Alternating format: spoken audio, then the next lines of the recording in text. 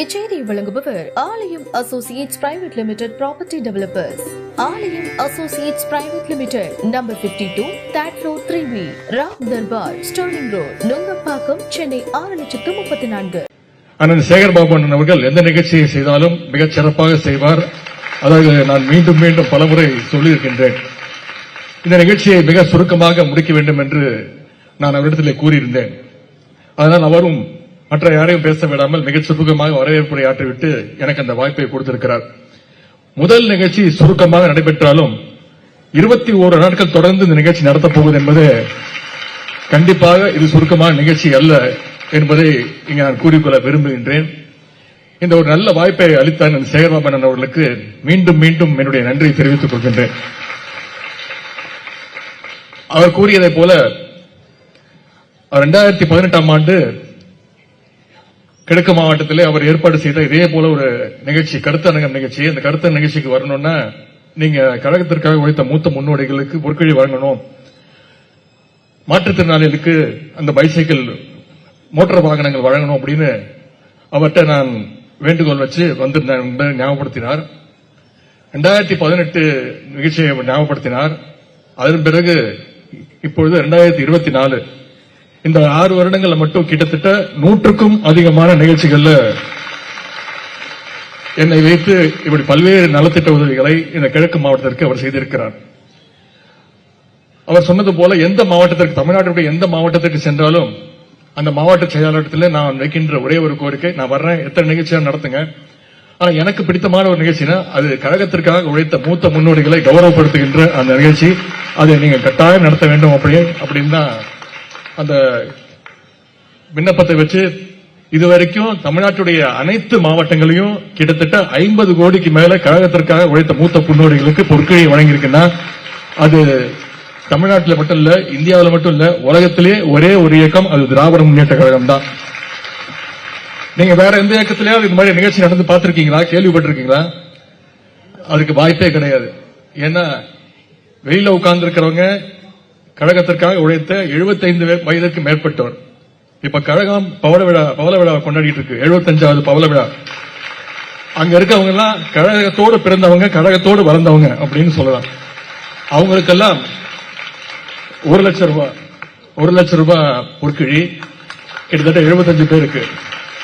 இங்க வந்திருக்கக்கூடிய 60லிருந்து 75 வயசு உள்ள கழகத்திற்காக உழைத்தவங்க, நீங்களும் கழகத்தோடு பிறந்தவங்க, கழகத்தோடு வளர்ந்தவங்க தான். உங்களுக்கெல்லாம் தலா 10,000 ரூபாய் கொடுக்க வேண்டும்னு நான் கேட்கல, கேட்காமலே அவரே ஏற்பாடு செஞ்சு இந்த நிகழ்ச்சியை இன்னைக்கு இவ்வளவு சிறப்பா நடத்திட்டு இருக்கிறார். உங்களுடைய உழைப்பு நம்ம பெருமையா சொல்றோம். கலைஞருடைய 100ஆண்டை சென்ற ஆண்டு கொண்டாடி முடித்தோம். உலகத்திலேயே எந்த தலைவருக்கும் இப்படி சிறப்பாக ஒரு 100ஆண்டு விழா கொண்டாடியதும் இல்லை, இனியும் கொண்டாடுவதற்கான வாய்ப்பே கிடையாது. கழக நிகழ்ச்சிகளாக இருந்தாலும் சரி, அரசு நிகழ்ச்சிகளாக இருந்தாலும் சரி, நம்முடைய முதலமைச்சர் அவர்களும் கழக தலைவர்களும் ஒன்னொன்னையும் பார்த்து செஞ்சாங்க. ஒவ்வொரு மாவட்ட செயலாளரும் ஒவ்வொரு அமைச்சரும் அவங்களுடைய துறை சார்பாக, அவங்களுடைய மாவட்ட சார்பாக சிறப்பான நிகழ்ச்சிகளை ஏற்பாடு செஞ்சிருந்தாங்க. அதற்கெல்லாம் முதலிடம் வைக்கிறது நம்முடைய சேகர்பாபு அண்ணன், நம்முடைய சென்னை கிழக்கு மாவட்டம் என்பதை நான் இங்கு பெருமையோடு கூறிக்கொள்கின்றேன். பெருமையா சொல்லணும், கலைஞருடைய 100ஆண்டு, கலைஞருடைய பெருமை. 5 முறை தமிழகத்தை ஆண்டவர் டாக்டர் கலைஞர் அப்படின்னு 5 முறை அவர் முதலமைச்சர் ஆனார்னா அதற்கு காரணம் இங்க வந்திருக்கக்கூடிய கழகத்திற்காக உழைத்த மூத்த முன்னோடிகள் நீங்க தான். நீங்க இல்லாம கலைஞர் கிடையாது, நீங்க இல்லாம கழகம் கிடையாது, நீங்க இல்லாம அந்த வெற்றி கிடையாது. உங்களுடைய உழைப்பு, உங்களுடைய ரத்தம் தான் ஒவ்வொரு வெற்றியையும் கழகத்திற்கு தேடி தந்திருக்கின்றது. அதேபோல சென்ற நாடாளுமன்ற தேர்தல், அந்த வெற்றிக்கும் நீங்கள் தான் முழு காரணம் அப்படின்னு நான் இந்த நேரத்தில் அழுத்தம் திருத்தமாக கூறிக்கொள்ள விரும்புகின்றேன். எந்த நெருக்கடி காலத்தையும் வெற்றியா இருந்தாலும் சரி, தோல்வியா இருந்தாலும் சரி, கலைஞரோடு கூட நின்று கலைஞருக்காக உழைத்தவர்கள், கழகத்திற்காக உழைத்தவர்கள் நீங்கள். அதுக்கு ஒரு சின்ன ஒரு சம்பவத்தை மட்டும் இங்க நான் எடுத்துக்காட்ட விரும்புகின்றேன். பல இடங்களில் சொல்லியிருக்கின்றேன். 1900 கலைஞருக்கும் உடன்பிறப்புகளுக்குமான அந்த தொடர்பு, உறவு 1976ஆம் ஆண்டு மிசா அவசர காலம் ஒன்றிய அரசு அறிவிச்சிருது. அனைத்து திமுக தலைவரும் கைது செய்யப்பட்டாங்க.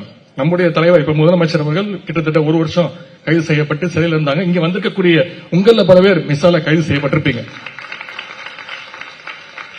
அப்ப மாநில அரசு ஒரு நெருக்கடி கொடுத்துச்சு, ஒன்றிய அரசு ஒரு நெருக்கடி கொடுத்துச்சு. ஏன் கலைஞரை தனிமைப்படுத்தணும், யாருமே போய் பார்க்க கூடாது. கழகத்துடைய மூத்த முன்னோடிகள் எல்லாம் கைது செய்யப்பட்டாங்க. தமிழ்நாடு முழுவதும் கழகத்துடைய உடன்பிறப்புகள் எல்லாம் கைது செய்யப்பட்டாங்க. அப்ப கழகத்திற்காக உடன்பிறப்புகள் எல்லாம் தலைவருக்கு வந்து ஆறுதல் சொல்லணும்னு வெளியூர்ல இருந்து கிளம்பி வந்தாங்க.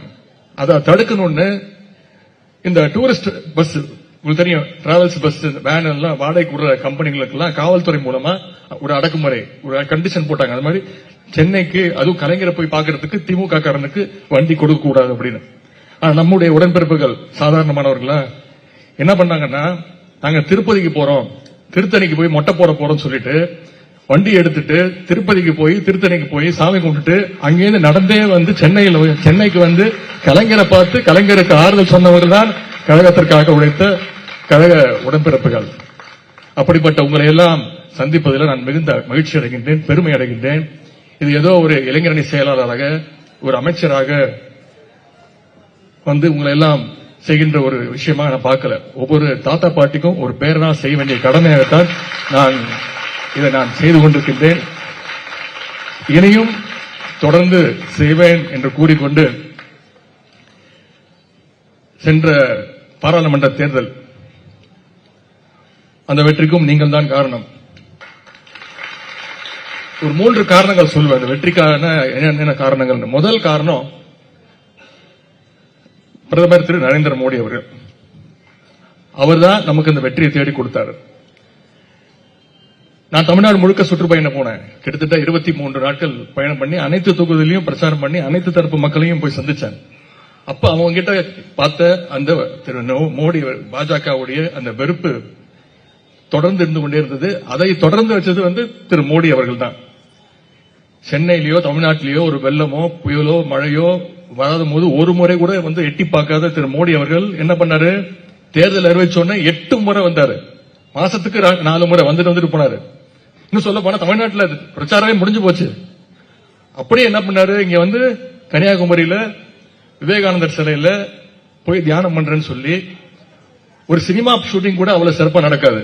அந்த அளவுக்கு விதவிதமா கேமரா ஆங்கிள் வச்சு அவர் படம் பிடிச்சாங்க. ஆனா அவருடைய பருப்பு கடைசி வரைக்கும் வடநாட்டில் கூட வந்திருக்கலாம், ஆனா தமிழ்நாட்டில் என்னைக்குமே வேகாது. நம்முடைய உரிமைகள் அனைத்தையும் இப்ப பறிச்சுக்கிட்டாங்க. இப்பவும் நம்ம அதுக்காக போராடிட்டு இருக்கோம். மாநில உரிமைகளுக்காக போராடிட்டு இருக்கோம், கல்வி உரிமைக்காக போராடிட்டு இருக்கோம். என்இபின்னு கொண்டு வராங்க, நேஷனல் எஜுகேஷன் பாலிசி. இதை நீங்க ஒத்துக்கிட்டாதான் அதற்கான உதவித்தொகை கொடுப்பேன்றாங்க. ஆனா அதுல என்ன வருது, இந்தியை கத்துக்கணும் அப்படின்னு வருது, மும்மொழி கொள்கையை ஏத்துக்கணும்னு வருது. குருகுல நம்முடைய பெற்றோர்கள் நம்முடைய தாத்தா பாட்டி என்ன தொழில் செஞ்சாங்களோ அதைத்தான் நம்மளும் செய்யணும்னு சொல்லுது இந்த நேஷனல் எஜுகேஷன் பாலிசி. அது மட்டும் இல்ல, வெள்ளம் வந்தது, புயல் வந்தது, மழை வந்தது, எவ்வளவு பெரிய சேதாரம்லாம் உங்களுக்கு தெரியும். நம்ம தலைவர் எல்லாருக்கும் கொடுத்தார். ஆனா இதுவரைக்கும் ஒன்றிய அரசு நம்ம கேட்ட ₹1 கூட ஒதுக்கல. அது மட்டும் நம்ம கொடுத்த ஜிஎஸ்டி வரி, நம்ம தமிழ்நாட்டிலிருந்து கட்டுற ஜிஎஸ்டி வரிக்கு ₹1 கட்டினா வெறும் 28 பைசா தான் திருப்பி தராங்க. இதையெல்லாம் மக்கள் தெளிவாக உணர்ந்ததால் தான் நம்முடைய கழகத்திற்கு மீண்டும் மிகப்பெரிய ஒரு வெற்றியை தேடி கொடுத்தாங்க. 2வது காரணமா நான் சொல்றது, கழக ஆட்சி அமைஞ்சு கடந்த 3.5 வருடங்கள்ல நம்முடைய தலைவர் அவர்கள் செய்திருக்கக்கூடிய மக்கள் பணிகள் சாதனைகள் தான். குறிப்பிட்டு சொல்லணும்னா ஒரு 5-6 திட்டத்தை மட்டும் நான் குறிப்பிட விரும்புகின்றேன். முதல் திட்டம், மகளிருக்கு கட்டணமில்லா பேருந்து வசதி.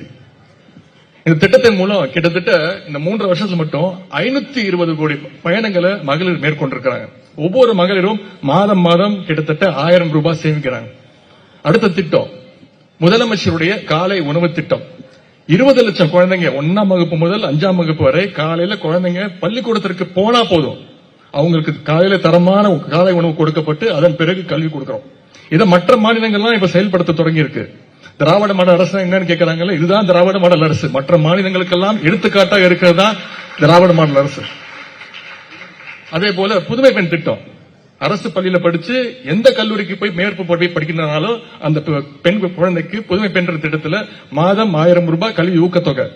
இப்ப அது விரிவுபடுத்தப்பட்டு மாணவர்களுக்கும் அந்த திட்டம், தமிழ் புதல்வன் என்ற திட்டம், மாதம் ₹1000 ஊக்கத்தொகை வழங்கப்பட்டிருக்கு.